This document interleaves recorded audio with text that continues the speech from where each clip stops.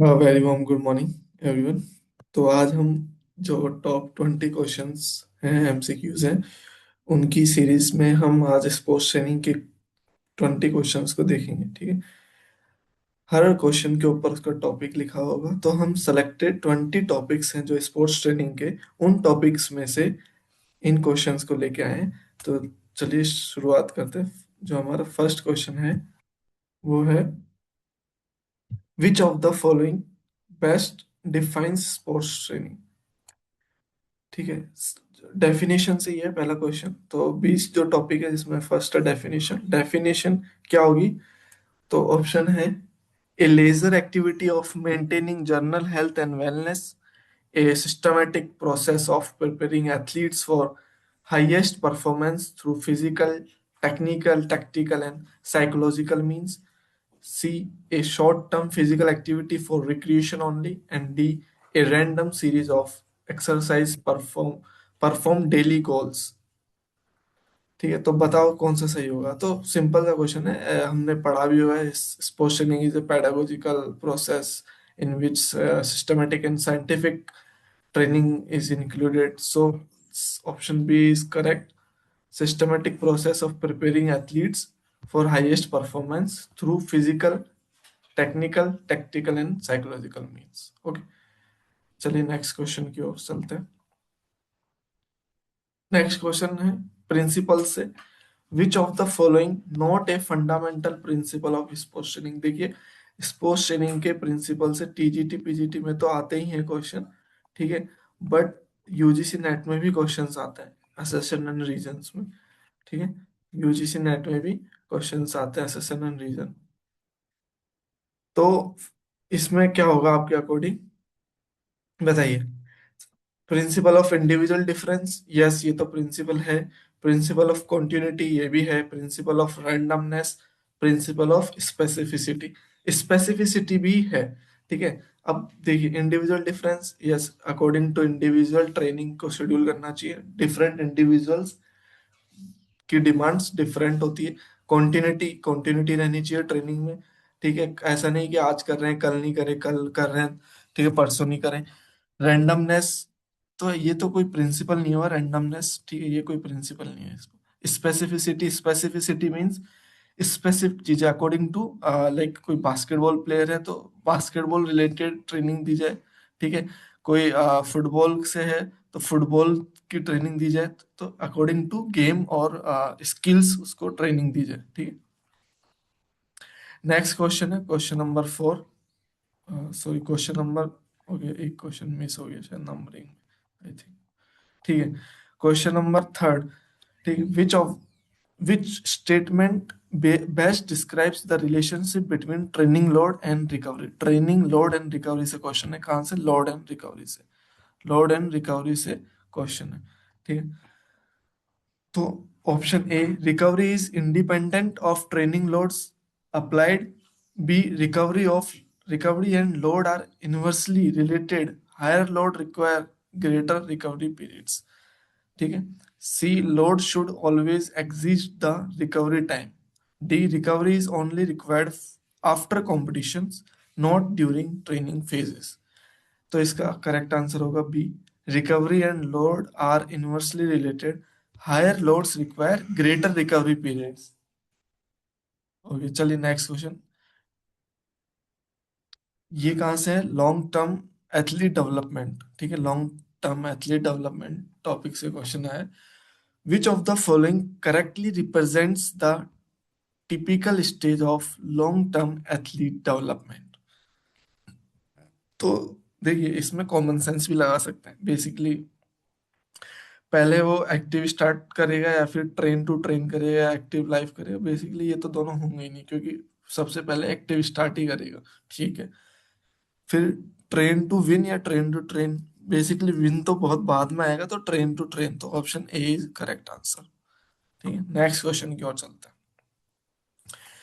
Next question है classification of motor abilities. Classification of motor abilities, motor abilities से question आया। ठीक, देखिए मोटर एबिलिटीज कौन कौन सी होती है हम जो डेवलप कर सकते हैं? Speed, strength, endurance, flexibility. ठीक है, कोऑर्डिनेशन, ये सब। तो बेसिकली यही अपनी यही अपना आंसर हो जाएगा, ठीक है। Option number A. इंटेलिजेंस होगा नहीं, लीडरशिप, ये तो अलग ही है।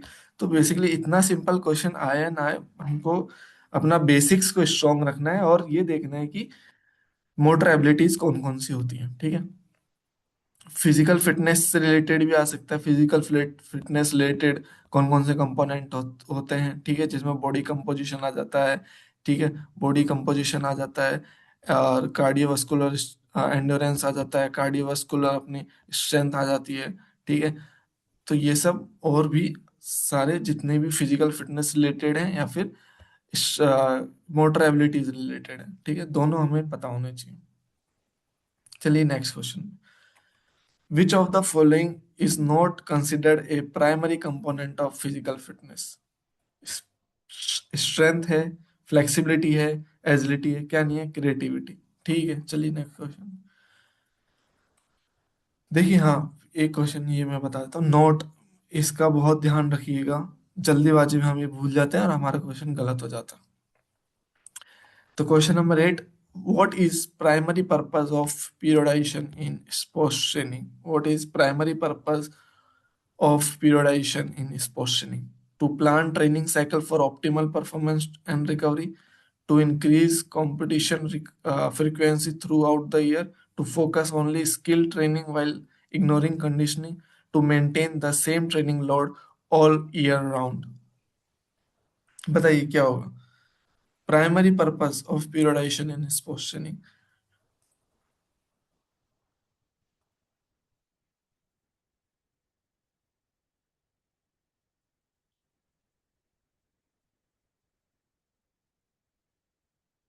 बताइए। तो इसमें भी सिंपल है, दिख रहा है हमें, ये तीनों ऑप्शन बहुत अलग हैं और यही, to plan training cycle for optimal performance and recovery. ठीक है, पीरियडाइजेशन का पर्पज यही होता है कि अपना सुपर कंपनसेशन आता रहे और proper load proper recovery, proper load proper recovery, proper load proper recovery, तो ऐसे हम सुपर कंपनसेशन की ओर जाते रहेंगे। ठीक है, इजी था, कोई अभी तक तो कोई ऐसा कोई क्वेश्चन आया नहीं, और ये बेसिकली टीजीटी पीजीटी के लेवल के क्वेश्चंस आ रहे हैं, अभी यूजीसी नेट लेवल के भी हम देखेंगे। ठीक है, which of the following is not commonly used method to develop endurance in athletes? बताइए। continuous training, yes, interval, fartlek, plyometric training, बताइए। not commonly used for endurance. देखिए, एंड्योरेंस एथलीट्स की कॉन्टिन्यूस होती है, इंटरवल होती है, फार्टलैग होती है, क्या नहीं होती, प्लायोमेट्रिक। ठीक, प्लायोमेट्रिक नहीं होती, तो सही आंसर ये हो जाएगा, प्लायोमेट्रिक। चलिए नेक्स्ट क्वेश्चन पे चलते हैं। Which of the following method is most effective for improving speed in athletes? Most effective for improving speeds in athletes, बताइए कौन सा मेथड रहेगा? स्प्रिंटिंग ड्रिल्स, या फिर लॉन्ग स्लो डिस्टेंस रनिंग नहीं, स्टैटिक स्ट्रेचिंग नहीं, रिलैक्सेशन टेक्निक्स एंड मेडिटेशन नहीं। ये क्या ऑप्शन दे रखे हैं, ये तो बिल्कुल ही नहीं होगा। ठीक है, ये फर्स्ट ऑप्शन इज करेक्ट। ठीक है, सिंपल क्वेश्चन है। मैं बोलूंगा ये पीपीटी बनाने वाले से कि ऐसे क्वेश्चंस ना डाले टीजीटी पीजीटी लेवल के, ये यूजीसी नेट लेवल के क्वेश्चन। मैं आपको 100% श्योरिटी दिलाऊंगा, नेक्स्ट जो हमारी सीरीज आएगी उसमें ऐसे क्वेश्चंस आएंगे जो यूजीसी नेट लेवल के होंगे और आपको भी अटेम्प्ट करके अच्छा लगेगा। ठीक है, नेक्स्ट जो 20 क्वेश्चंस आएंगे, ये मेरी श्योरिटी है। Which of the following statement best differentiates motor learning from skill learning? किससे? Motor learning from skill learning, बताइए। First option, motor learning focuses on acquisition of general motor movements while skill learning refines specific sports techniques. Motor learning and skill learning are identical concepts with no distinctions, no distinctions है ना, अलग अलग है दोनों भाई।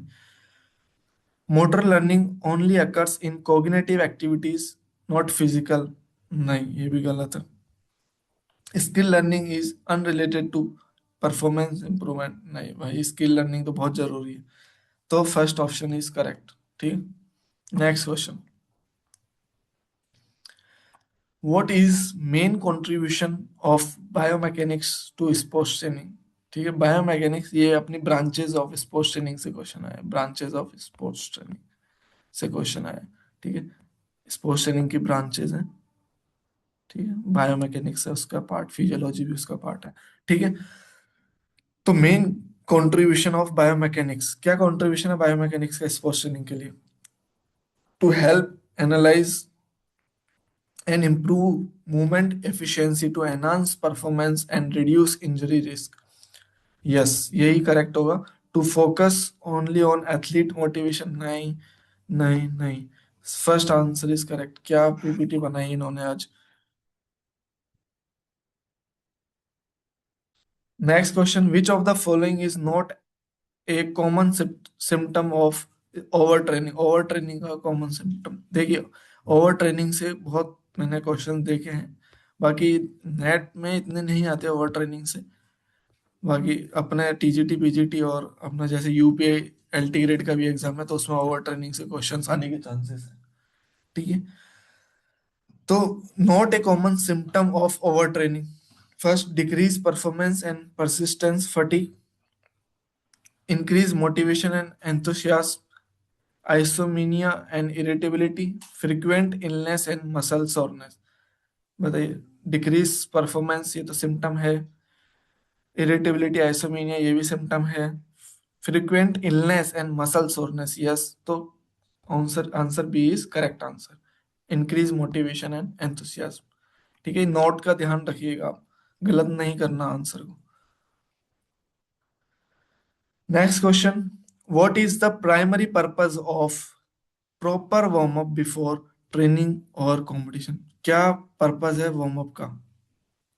क्या purpose है warm up का ट्रेनिंग और कंपटीशन से पहले करने के लिए? To increase muscle temperature and prepare the body of physical activity, body for physical activity, हाँ सही है एक तरह से।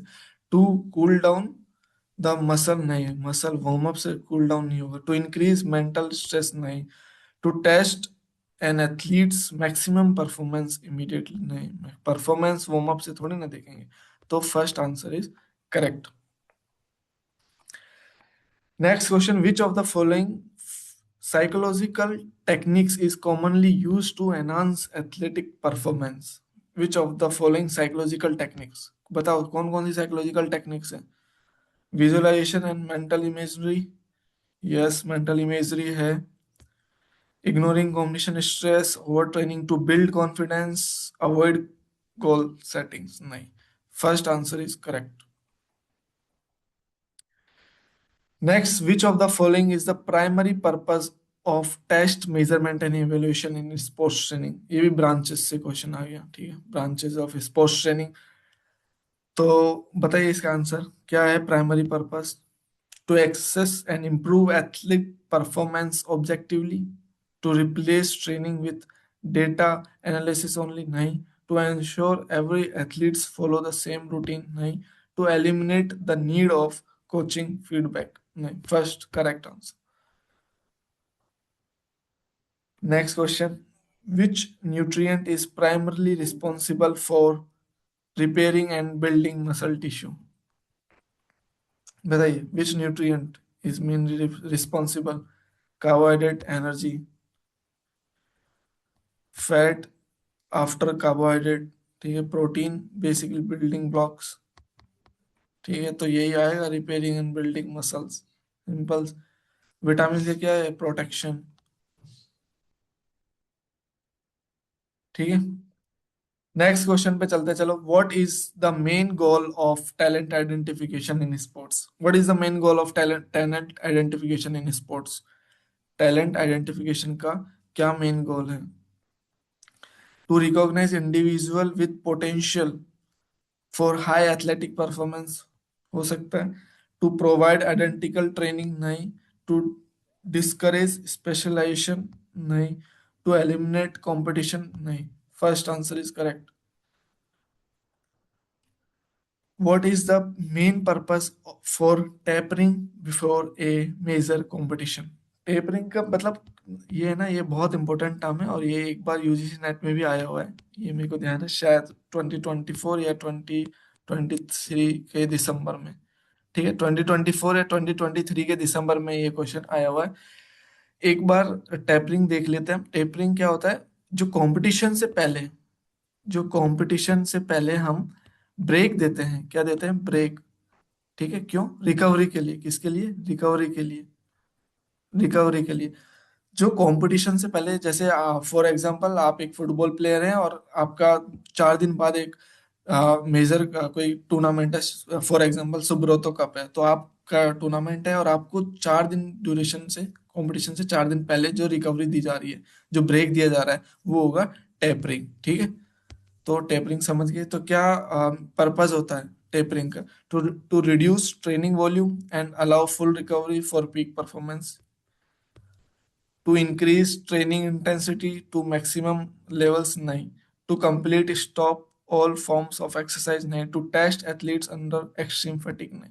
ठीक है, first option is correct, to reduce training volume and allow full recovery for peak performance. So last question for today, which of the following best represents an athletic coach athlete relationship? Which of the following best represents an athlete ethical coach athlete relationship? Ethical word है यहाँ पे, ethical. ठीक है, बताइए ethical coach athlete relationship को ये इन चारों में से कौन सा ऑप्शन सही है? Respect, trust and communication with in professional boundaries, professional boundaries के अंदर अंदर रह के ट्रस्ट दिखाना, कम्युनिकेशन करना, या फिर strictly control without athlete input और फीडबैक, फेवरेटिज्म, एंड ये तो होगा नहीं, इमोशनल डिपेंडेंसी, ये भी नहीं होगा। ठीक है, तो first option is correct. Correct, respect, trust and communication with professional boundaries. ठीक है, सो दीज 20 क्वेश्चंस, ये बेसिक सीरीज चल रही है अभी, हम धीरे धीरे एडवांस की ओर जाएंगे। मैं श्योरिटी दिलाता हूँ नेक्स्ट जो स्पोर्ट्स ट्रेनिंग की जो 20 क्वेश्चन की वीडियो आएगी, उसमें हाई लेवल के क्वेश्चंस रहेंगे। ठीक है, और उनमें से आप जब वीडियो देखो तो आप अपना स्कोर लगाना, आप 20 क्वेश्चंस में से कितने क्वेश्चंस करेक्ट कर पाते हो। ठीक है, क्योंकि स्पोर्ट्स ट्रेनिंग के यूजीसी नेट में 6 से 7 क्वेश्चंस आते ही आते हैं और इससे ज्यादा आ जाते हैं, इतनी तो मिनिमम क्वेश्चंस है। ठीक है, तो बहुत इंपॉर्टेंट है स्पोर्ट्स ट्रेनिंग, और स्पोर्ट्स ट्रेनिंग से ही हमारे जो एनर्जी सिस्टम है वो रिलेटेड करता है। ठीक है, अपना बहुत सारे अदर कॉन्सेप्ट्स हैं जो स्पोर्ट्स ट्रेनिंग से रिलेट करते हैं। ठीक है, बायोमैकेनिक्स के हों चाहे साइकोलॉजी के हों, ठीक है, टेस्ट मेजरमेंट के हो, तो स्पोर्ट्स ट्रेनिंग की ही हम सीरीज को भी कंटिन्यू करेंगे। सो आज के लिए इतना ही। ठीक है, थैंक